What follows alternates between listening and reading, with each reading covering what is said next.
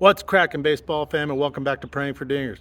I am Smitty, your host here. After a wonderful day yesterday, let's get a quick recap in. We hit all three plays in the Toronto-Tampa Bay game. We hit all three plays in the Orioles-Yankees game. We pushed on one bet and won the other in the Red Sox-Tigers game. We hit all three plays we made with the Dodgers at the Astros. We did miss the Yerfie in the Mets-Rockies game, as well as we hit the Chicago money line in the two-leg parlay, but the over 11.5 runs does not come in. The Angels' first five money line was our only linchpin in the four-leg first five round robin parlay we placed. The Mets pushed in the first five round robin, and we hit the other two plays. All in all, we were up 2 units for the round robin affair. With the exception of Edward Cabrera from the Cubbies, we missed all of our pitcher props. Kyle Tucker, Cody Bellinger, Aaron Judge, and Munetaka Murakami all pay us on player props and home run plays. With that, we're up over 7 units to start this week off from Monday. Woo! That's big lead value there, baby. Now we have a semi-full slate with 14 games ahead of us, with the Mets-Rockies game being postponed, so let's step up to the plate.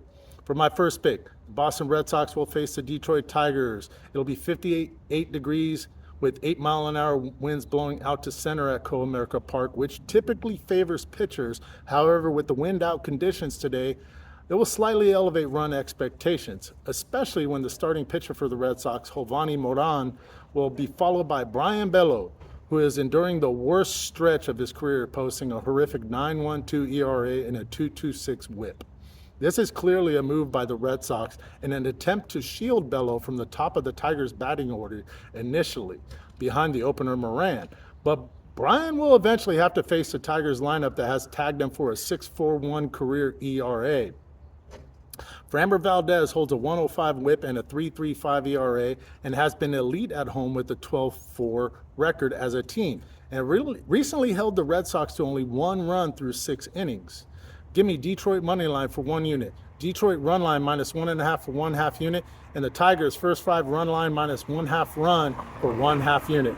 And I'm also playing on the Tigers team total of over 4.5 runs for 1/2 unit.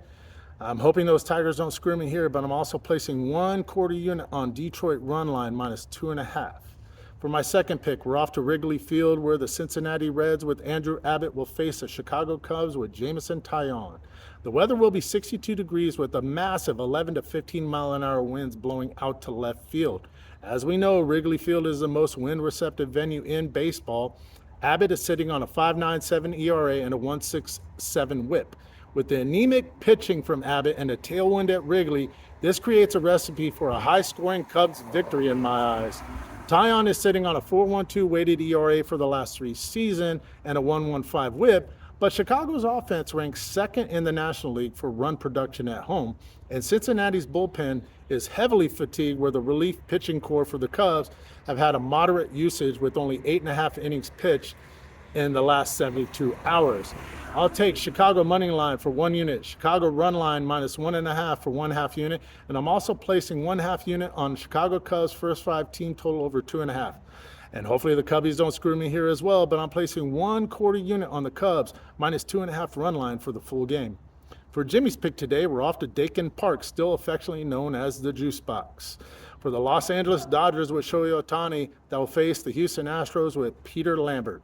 Jimmy says the Juice Box plays neutral with the roof being closed. Ohtani on the mound, combined with Houston's 6.22 bullpen ERA, ranked dead last in all of baseball, creates a massive discrepancy.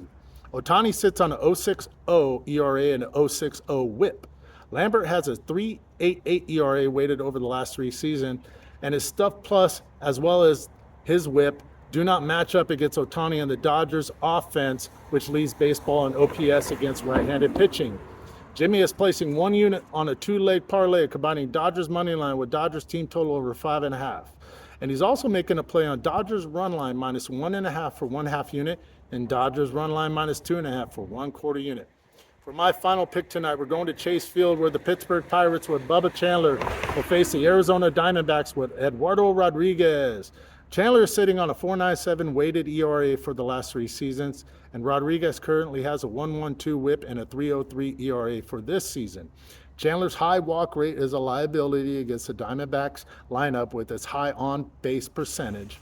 Rodriguez holds a perfect 2-0 record and has a veteran consistency, sharply contrasting Bubba Chandler on the road.